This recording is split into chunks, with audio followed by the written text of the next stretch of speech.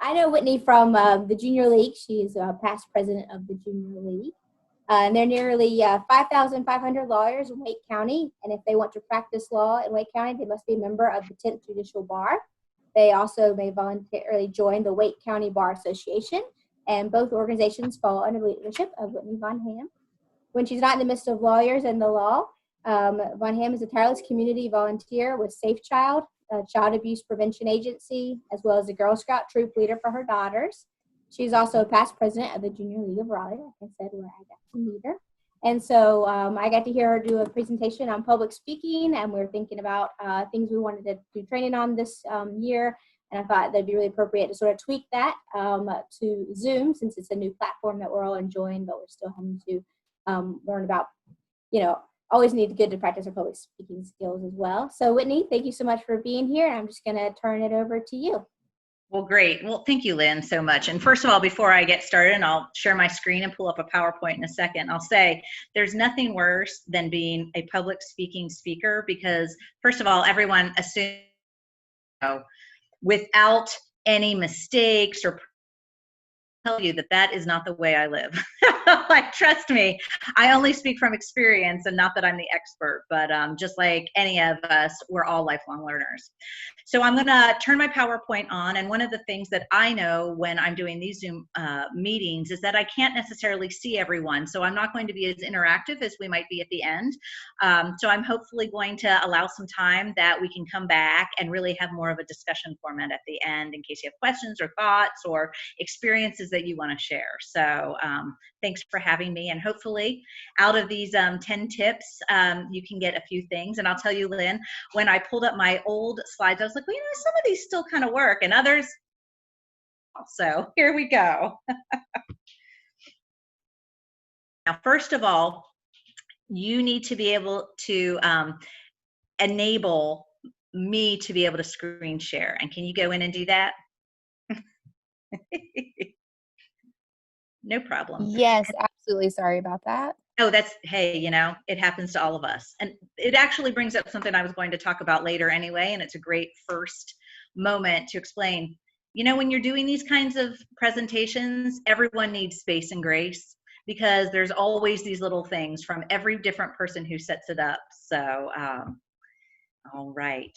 Okay, so I'm hopefully that worked. That should do it. All right, everybody. See PowerPoint. Great. So I am somebody who actually doesn't get nervous about presenting in front of people. In fact, I kind of like it a lot, and I love interacting with people. Now, Zoom is a little bit different because it does provide some new challenges, but let's get into the meat of what we're going to discuss today. First of all, a few pieces of housekeeping. Unless you've been on 1,000 Zooms, and some of you may have, I thought a few of these reminders might be good to have in front of you. First of all, if you haven't already, go up in your top right-hand corner and change it to speaker view, which will enable you to see the presentation and me kind of surf and watch all of your colleagues, which so that can be fun. It can be fun. Feel free in this sort of format to turn off your video. You're welcome to continue having it on, but don't feel like you have to. I think when you're hearing a presentation, it makes it a little bit easier, especially, if you lose concentration for a moment, but it makes it a little easier when you're in that participant watching format. However, at the end, if we do have a conversation or have a chance to interact, please, by all means, put it back on then so we can kind of look at each other's faces. Open up your chat box. If you're not accustomed to doing that, at the bottom of the screen, there should be where it says chat, and if you click on that, you'll open up your chat. A way to keep that open and ready, or you can see if someone else is putting something out in the chat box. Make sure you're on mute. I can't tell you the number of people who have made that mistake. I'll combine this one with the next one, which is don't be Jennifer. At the beginning of this whole thing in March, does everyone remember that poor woman who was on the work Zoom meeting and took her laptop to the bathroom with her? Well, I will tell you, even with that, precaution out there and all of us seeing that and understanding the horror that someone might feel in that circumstance, I have still been on Zoom calls where we have had or burp or even just we had a swearing in ceremony for our new attorneys, and there was a set of grandparents on, and you could hear them talking and conferring back and forth to each other. And of course, when you're the speaker, you're the box that comes up. So if you are the person who's flushed, everyone knows who it is then. So you don't want to do that. But just don't forget that you're muted. One little pro tip, if you don't already know, is if you want to unmute yourself just to make a quick comment, you can push the space bar and that will unmute you. And again, as I mentioned, I'm planning on having some time for questions or conversations. So if you do have something you want to talk about or hold on to the end, and that way we can have a little bit more interaction then. Right.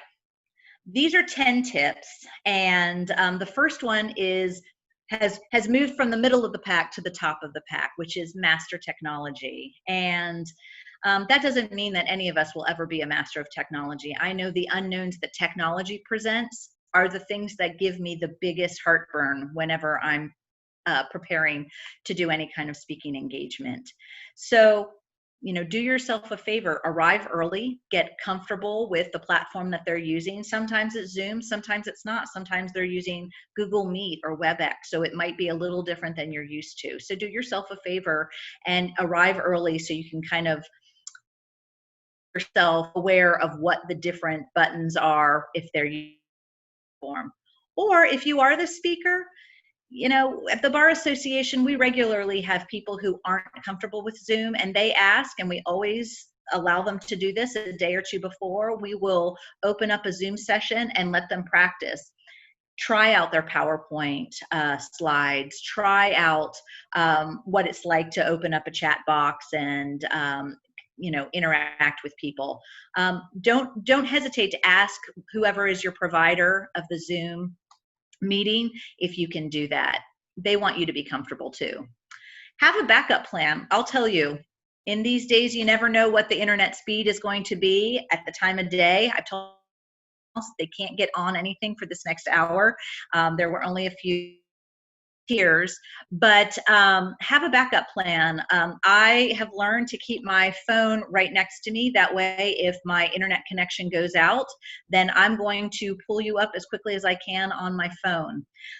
Similarly, if something would happen and it doesn't work to have my PowerPoint, I have my slides right next to me that at least I can continue going through the tips. So make sure whatever it takes for you to be comfortable, you have next to you. And those are a few of the things that I've done. Internet speed, I mentioned this, but you never know on a daily basis what that is going to be like.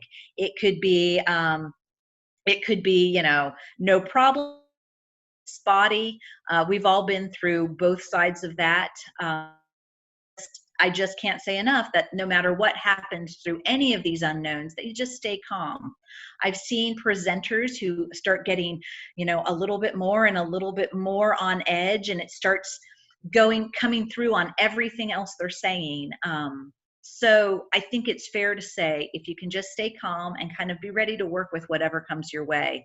If I disappear here suddenly, don't worry, I'll be back in a minute. And I think that that's something that this new world we're living in has afforded us the opportunity, is knowing that there's some space and grace that we give to people who are working with a lot of unknowns. Practice.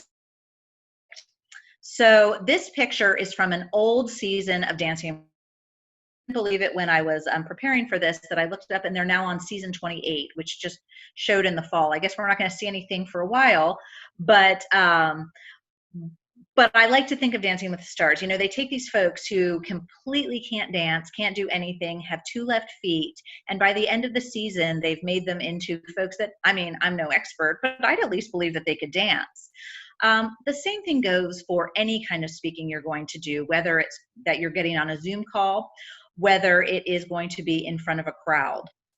And I'll say, just take that opportunity any chance you get to hop onto any Zoom call you can. from the informal to the formal. I want to be sure that if there is something really formal that comes up, whether it's a job interview or a big presentation you do for work, that you're ready for it. And there's nothing that's going to make you more comfortable than having been on a lot of Zoom calls.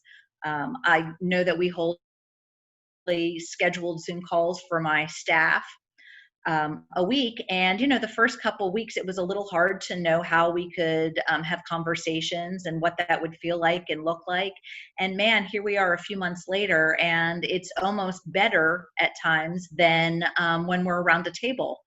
I can bring out from the quiet people and say, hey, I haven't heard from you, because they're all directly in front of me. So there's a lot of benefit that can and then kind of grow that from there and try different things, having board meetings.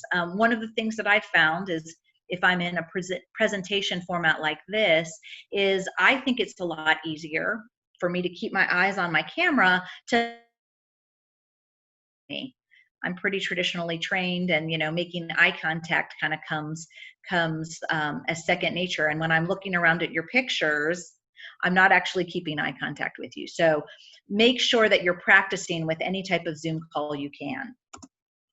Now, this is for all speaking. Butterflies in your stomach, that can be something that you're very comfortable with speaking, but man, the technology piece kind of makes you uncomfortable.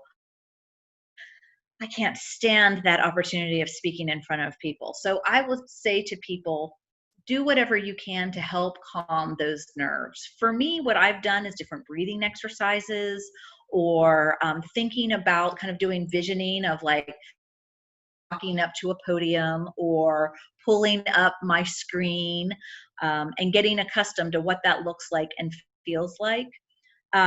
If you do that, you can calm those nerves, do everything you can to put anything that makes you feel better, phone by your side or whatever it is, but calm those nerves, because that can make you even feel a little bit more on edge as a speaker. So there's a lot aren't as great being in this virtual world. I mean, I think we all miss interacting with people. As a speaker, it's really hard when I'm accustomed to trying to say funny things or, grab people's attention, and I can look around the room and know whether or not. So you can't get that the same way in a virtual format. I'm never going to hear if you're, if you give me, either a real giggle or a sympathetic giggle for something I try to say. So there's a few things that virtual makes it more difficult, but let's embrace what virtual actually does that makes it a little better. You have all different kinds of meetings, from your informal, like I mentioned, staff meetings or family meetings, all the way up to a presentation or a job interview. Make sure that you're coming to the desk with the right type of meeting, whether that is, if it's something for work, make sure you're dressed and ready for it. You thought you would in any type of presentation, that you're prepared. It's easier in some ways to take the group pulse. For instance, I can say to all of you now, like, well, how many of you have done Zoom meetings before? And you could put your hand up. Click on the bottom there where it shows a hand, and you can say, well, I have, by putting your hand up either on your camera or actually just even pressing that. Even if your camera is turned off right now, I can see if you're that way. Or I can also take your pulse by saying, okay, let me know, in the last 5-6 months, how many Zoom meetings would you even think that you'd been to? And put that in the chat box. And that enables you to actually kind of hear. Now, we're not going to down and say, Danielle, tell me what's going on with you, and Lynn, how many do you think? But you can quickly get a group pulse of that. And you can do it in a lot of different ways. You can engage people by doing polls. Now, in this case, I'm not the person who is hosting the meeting, but if you are hosting the meeting, you can predetermine polls that you would like to take from people, whether it's, is everyone understanding this, or how many people have been to a Zoom meeting before, or even, asking people to take more votes by using the poll system. And they are things that can be downloaded and prepared in advance, or you can type them in while the meeting is going on. So take advantage of polls.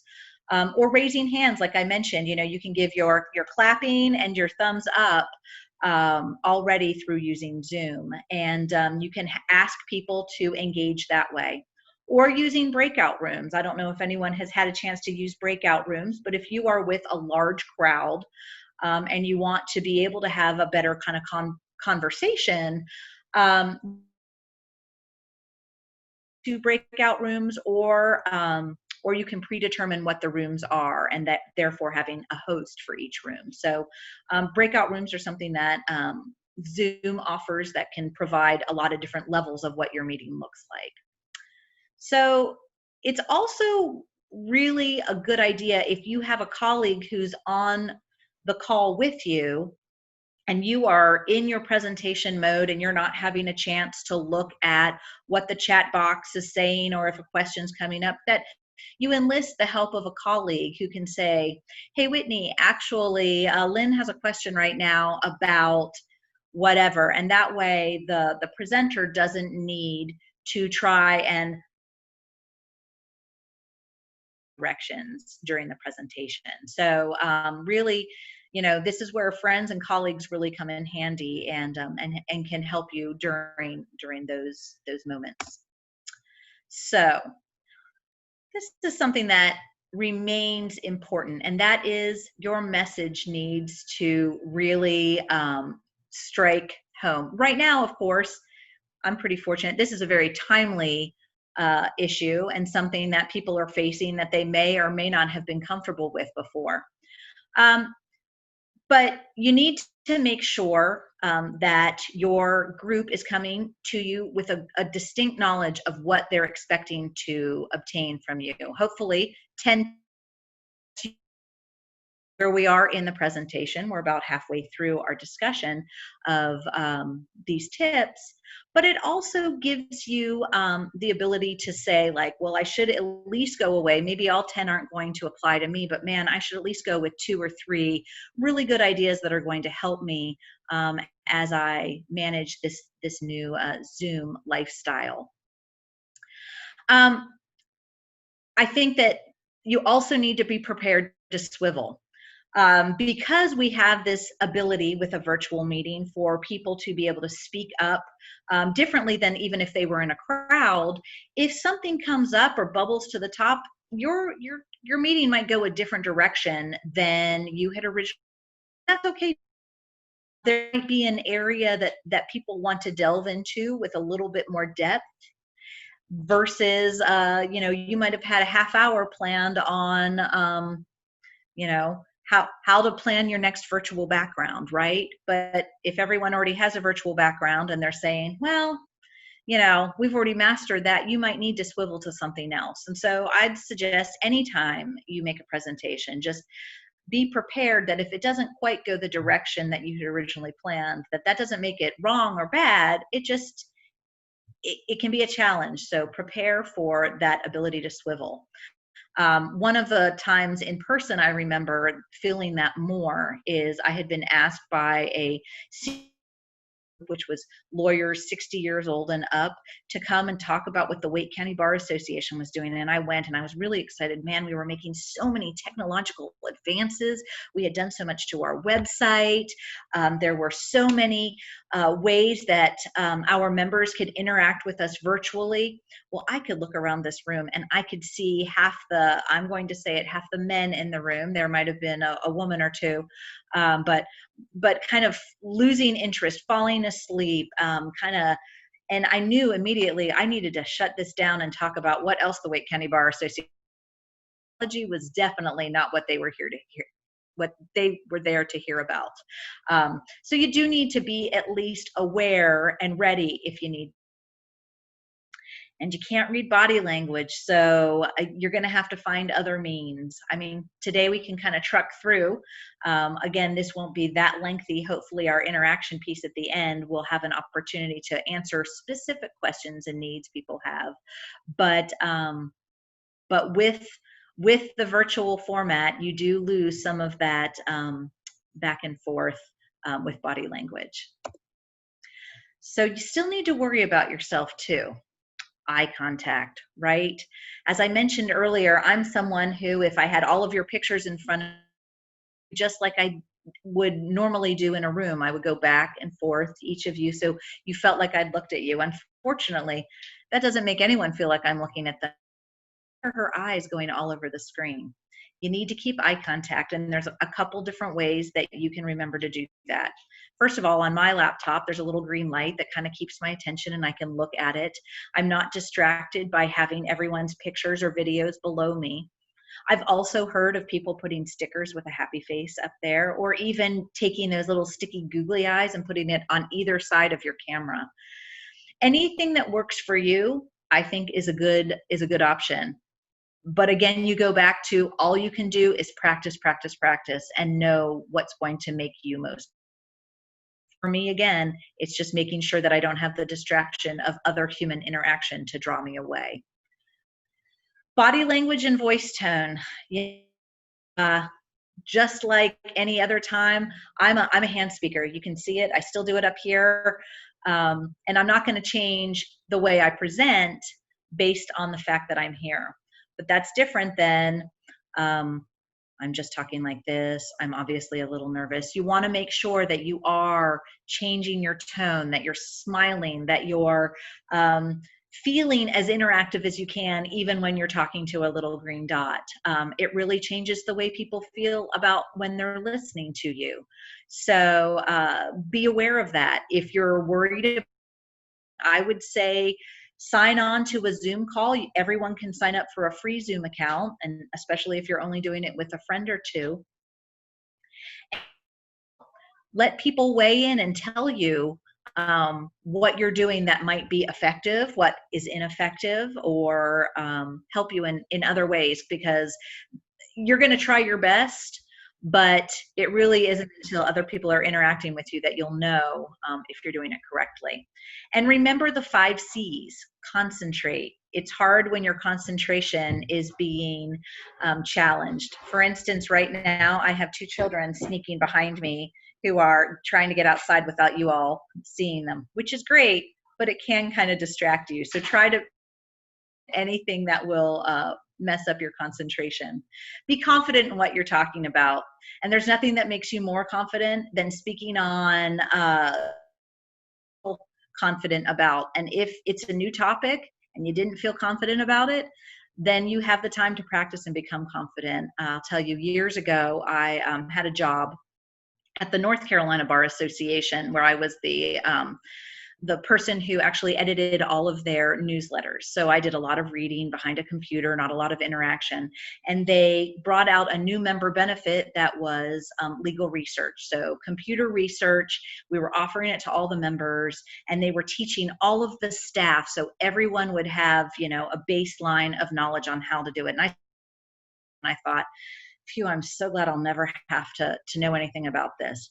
Well, the person that they had in charge of this member benefit ended up getting fired about a week later, hired into that position. And I went from being a person who was in the back of the room thinking, gosh, I'm really glad I never have to learn this, to the person who had to take it around the state and teach other people about how to use this legal research tool. So I can tell you the first couple times I went out, the confidence was a little limited. I'd never done legal research, not any kind, not on that, not on anything. And, but I also knew that if I was going to go out there and be the Bar Association promoter of this new benefit, that people needed to have confidence in it. And that being confident in what I was presenting. So I delved as much as I could into it and figured out as much as I could. So sometimes it might take a little bit more that first to a new topic, but it's worth it to give you that confidence, and it will be very clear to everyone who is watching you. Be clear. I'm the first to admit I do I do uhs as filler when I am between different things to say. Now I'll be even on it and thinking about it every time. It happens to everybody. What you want to do is limit it so it doesn't become that person in the meeting that everyone's keeping the hashtags on, well, how many times are they doing it? Everyone does us or but you can do it in a way that doesn't become distracting. So I would suggest that that comes, as we said before, from practice. Talk about people care about. If everyone here thought, well, I'm never going to be on another Zoom call, well, you probably wouldn't have joined us today. It's only because you're going to be on a Zoom call that I know that you're interested in what we're going to be talking about. So that's compelling and concise. I don't want to talk and talk and talk and have wasted your time today. So trying to keep it to a certain limited time. There is nothing that I dislike more than, here we are at tip number 6, right? If we were at tip 6 and we were at the 55-minute mark, I would be going nutty. I'd be thinking, oh my gosh, I'm going to be missing the last 4 tips. She's never going to get done on time. Or, maybe she'll go over, but my goodness, time for her. I would say you have to have some ability to keep your comments concise. Questions. I'm not asking for your questions now. I am saying, as the speaker, you get to set the rules. We've been to different types of speakers who say, hey, yell it out in the middle of the room. Or in this case, hey, put it in the chat room. I'm telling you right now that I don't have the chat set up in a way that I can easily look over there and answer questions. So I'm going to tell you, at the end of this, I will answer as many questions as you like. I will provide my email address, and I will enable you to get anything answered that you'd like. For me, it works better to do it at the end. But that's something, when you're the presenter, that you get to make that rule on and dry. PowerPoint. PowerPoint is both the blessing and the curse of all of this these days, right? It's a little different these days because PowerPoint is something that usually, you see a small head on a stage behind a podium, and the PowerPoint is the biggest thing. Well, now in our Zoom world, it's the same size, but PowerPoint can still have the ability to put anyone to sleep. If there is one thing I cannot stand, it is lengthy paragraphs in PowerPoint. If there is one thing that I can't stand, it is someone reading that paragraph to me. So what I'm saying is, don't read your PowerPoint to anyone, not in a virtual format, not in a speaker format. We all get bored by listening to PowerPoints, and that is what I consider death by PowerPoint. So make sure that you are not doing that. So let's make friends with PowerPoint instead. I would say on Zoom, I don't think it has that same level of requirement as it would if I were a talking head on a podium. And I've been to fantastic speeches with speakers who didn't need a single slide, and they were animated and interesting, and I didn't require it. There's other topics that, man, I got lost because they didn't have one. I would say for you, you need to figure out, is PowerPoint a crutch or is it really a tool that you're using? So try and figure out what it brings to the meeting will really help people kind of walk along the pathway that you're trying to take them in your subject matter. But I'd also say, please follow what I call the rule of 6. The rule of 6 is this: no more than 6 bullet points, no more than 6 words per bullet. Now, as I mentioned at the beginning of this, the hard thing with being someone presenting on public speaking is, for the rest of this PowerPoint, you will look at every bullet and wonder, why does she have 7 words there? So I'm not saying that I've strictly adhere to this. I am saying that when I put that 7th word, I really think about it. I really make sure, is there another way for me to have illustrated this point or noted? But don't be worried. People are going to lose what you're trying to say. Next point, simplicity is key. Don't get too in the weeds.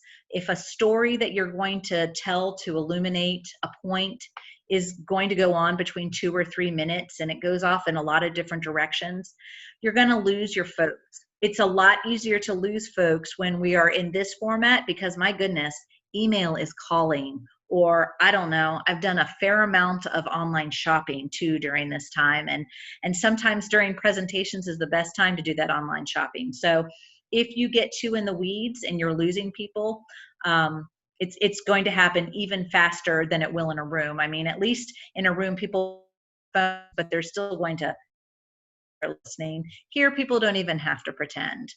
In any PowerPoint, you know, the days of clip art are kind of behind us. I do a little bit of clip art just to kind of be silly, but really using photos is a more effective way to illuminate your points if you're using them in PowerPoint.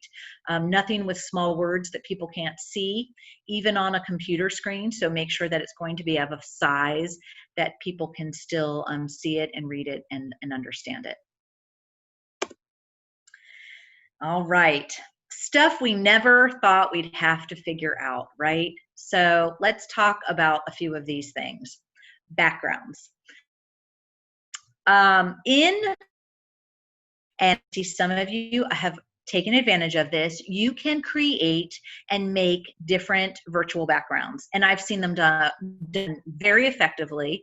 As mentioned at the beginning, Lynn mentioned that I've served on the Safe Child board, and one of the things that they would distribute to board members would be a virtual background that had the Safe Child logo, particularly on important days. For instance, April was Child Abuse Prevention Month, and so they encouraged all of us during Child Abuse Prevention Month to use that virtual background, particularly when we were representing Safe Child different places.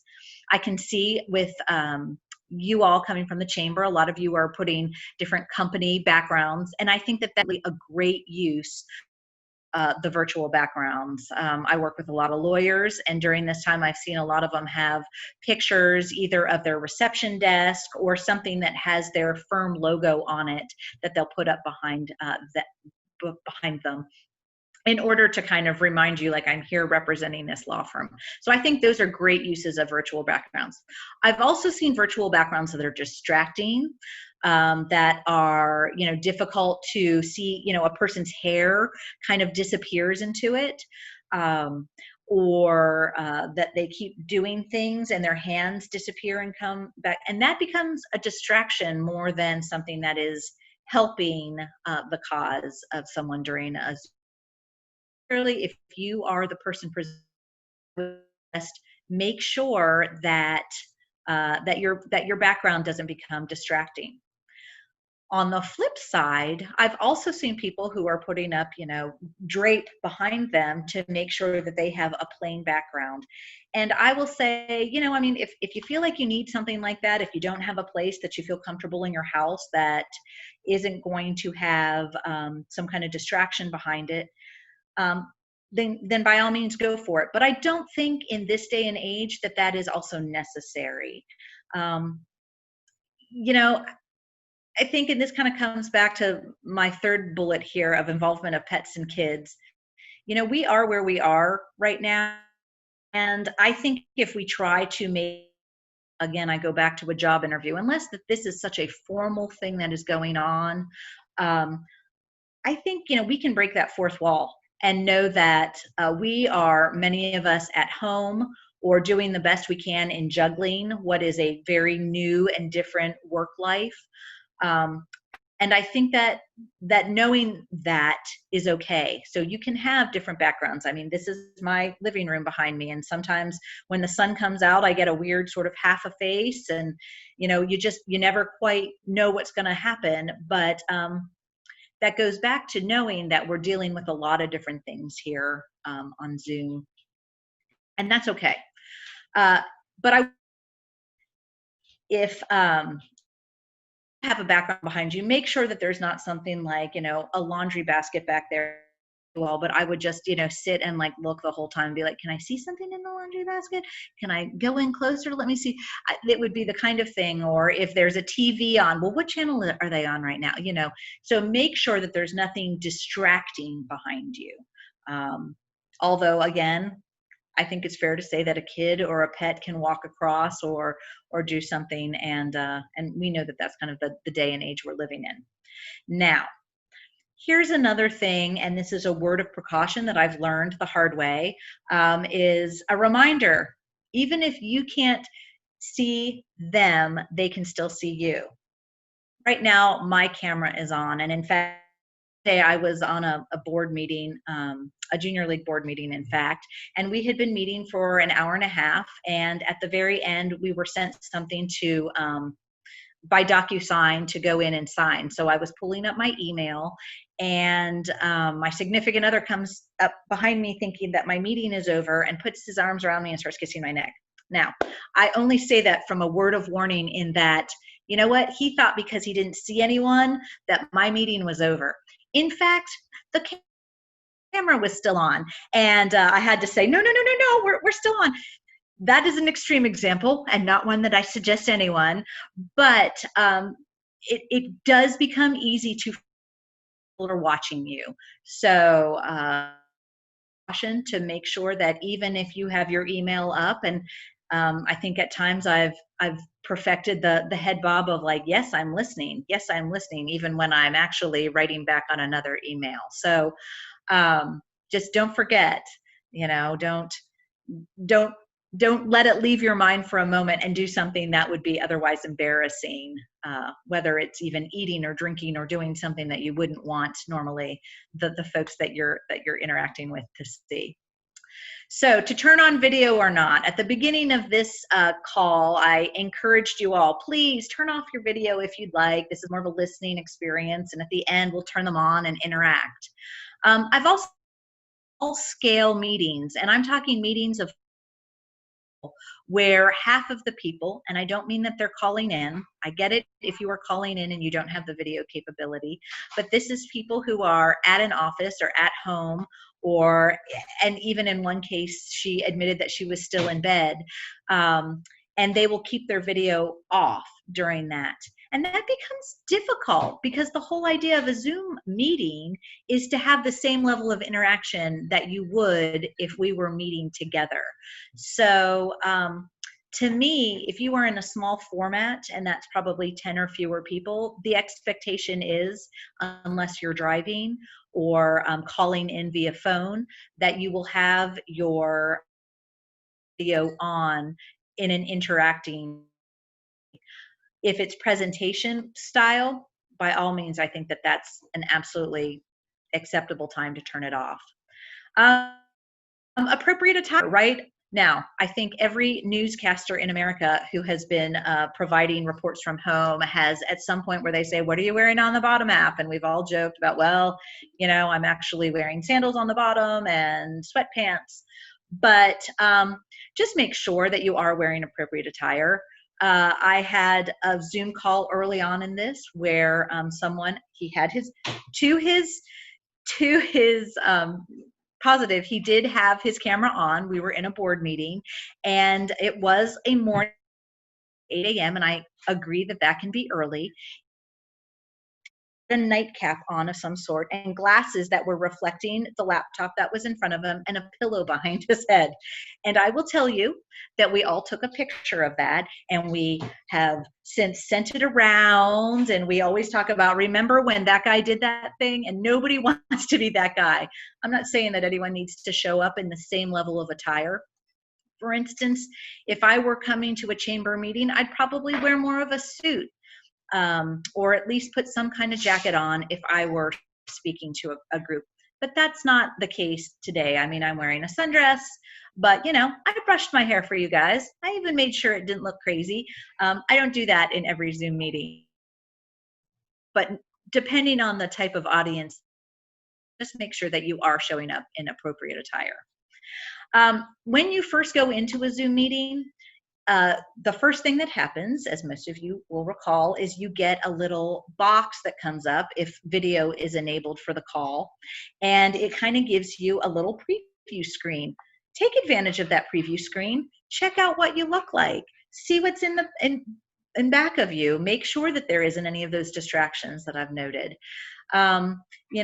Look at your lighting. You don't want the lighting to come from above because you kind of get this, very sad looking, big bags under your eyes and everything. So use that preview screen wisely and take a to kind of just check yourself and see, like, do I look, don't, because for a while there, I was just getting into like automatically just saying yep and going to the next thing and saying yep, and then I would appear and think, what on earth? So take advantage of that preview screen. I'll also let you know, and I don't know if anyone has tried this out, but in Zoom, it does enable you to go in and it kind of, I guess, softens your look. It says like improve my appearance. Well, I'll tell you, someone told me about that and I was like, great, because I looked pretty rough in a few of these meetings, and I go in to the settings and I pull it up and I'm like, okay, this is going to just, change my whole appearance. This is going to take away all those lines that I'm obsessing over now. It was already turned on. So I had to sadly figure I was going to look, but there is that if you want to go in. I think it just kind of gives you that overall like softer Sybil Shepherd focus in some way. Not enough. I need it to be a little bit more, but that is a capability that Zoom has. All right. And last, always end on time with next steps. Now, for this presentation today, I do have my contact information on this screen, but I will also make sure that the email address is in the chat box if you'd like it. Make sure you restate your biggest takeaways. If there is one thing that I go away from with you all is practice,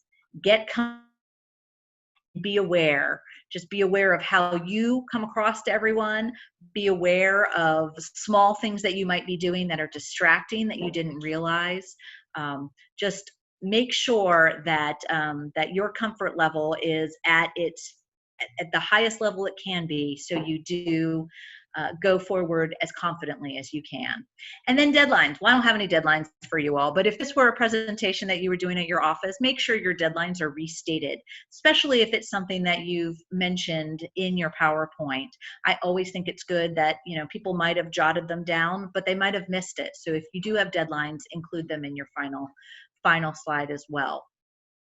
At this moment, I'm going to go in and stop sharing. And hopefully you all will kind of turn on your cameras. And if you do have anything that you want to chat about and any questions, I'd love to answer them for you. Don't forget, if you're muted, you can press your space bar. I know we've all done it. No matter how much you think, oh, I'm going to remember, nobody does. Yeah, so now you can hear me. Now I can hear you. So how far away as a presenter should you be sitting away from the screen and up and down? That's a really good question to ask, because even when I sit down and I use that preview screen that I really work on, the only time I can tell you is I try to still kind of center. For instance, right now I'm centered so you can't see my ceiling fan behind me. And I think that you want to still maintain, an amount of the screen that is your face so they're not looking at things. I've seen people where they're that tiny little dot, and it can be hard if you're sitting at a computer screen that's on a desk and it's sat far back. I think you at least need to be about 50% of the total width from top to bottom is your head. That would be my suggestion. Okay, thank you. Uh-huh. How do you set that virtual background you were talking about? How do you set which? A virtual background? Okay. So you just need to go down to where it says video. We'll say stop video or start video. And if you click on the little arrow next to that, it will go up and says choose virtual background. Now, as I'm being reminded by my peanut gallery here, it's not available on the computer. Some of the computers aren't upgraded enough for it. And I know that if you're doing it from an iPad or an iPhone, that can cause it to be a little tweaky as well. But sometimes when you go into that choose virtual background, there are, as Danielle has behind her, a number that they've already set up you can use. I think there's one that's at a beach. There's one that's in space. There's a couple different ways that you can maneuver it. again, I think these are the kinds of things that are great to try out when you're on with friends too, and you can say, well, how does this one look? I've seen people do them really cleverly too in informal ways. Someone actually took the Brady Bunch and out, so her face was the Alice face, and did that. And so I've seen a couple kind of, or someone who had a Tiger King one where Tiger King was over here and she was over to the side, and probably more for your informal interaction. The virtual backgrounds can be made a couple different ways. Either companies where you have a graphics person, they can create that for you, or you can kind of dabble in it in I think in Microsoft Picture, and a few of those will help you along the way. Another question I have is, how would we do the PowerPoint on our computer for doing the video with other people? So what are you saying is, if real dark, ooh, I think the sun is messing with it. There you go. So are you saying if you were the presenter, you want somebody else to do the PowerPoint?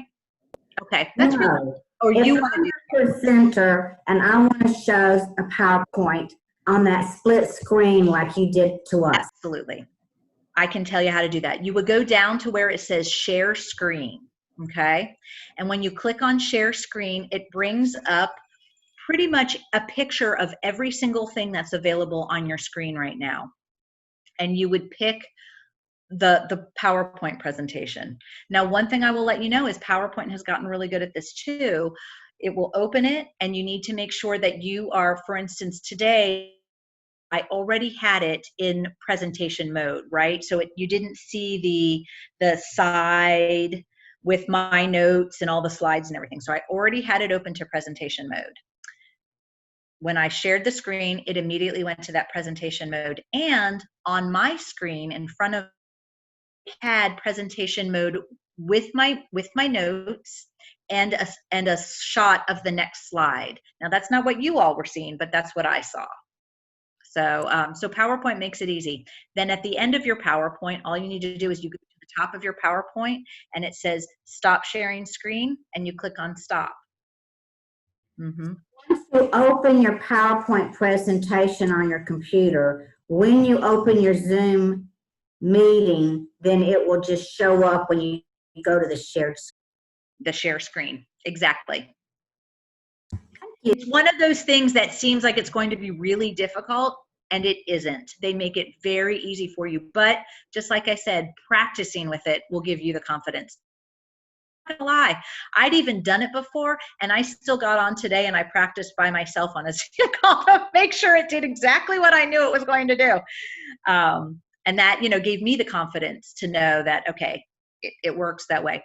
Another thing you can do, though, is if you want someone else to present the PowerPoint. For instance, if I sent it to Lynn and said, hey, Lynn, will you run this while I'm talking? You can do that. And she screen, and then I would see them the same way that you all would. Just different options. Anyone else have a question?